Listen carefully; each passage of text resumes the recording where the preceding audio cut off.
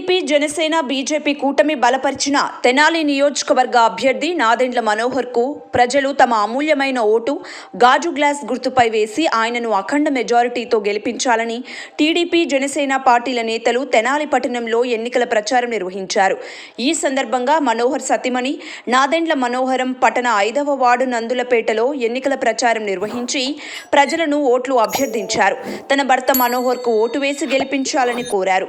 5 ఏళ్ల వైసీపీ పాలనలో రాష్ట్రం అధోగతి పాలైన సందర్భాన్ని ప్రజలకు వివరించారు.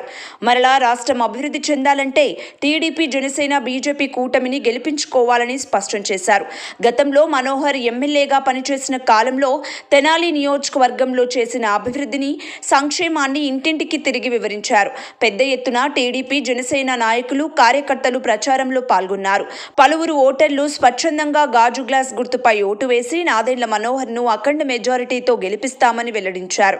సార్వత్రిక ఎన్నికల్లో టీడీపీ జనసేన బీజేపీ కూటమి గెలుపు తథ్యమని తెలియజేశారు.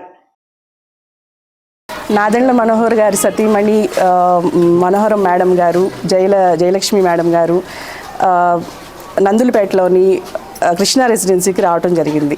ఈ ప్రచారంలో భాగంగా మా అపార్ట్మెంట్ వాసులందరితోటి ఓట్ల గురించి ప్రస్తావించి జరగబోయే రోజుల్లో జరిగే అభివృద్ధి గురించి మాట్లాడారు.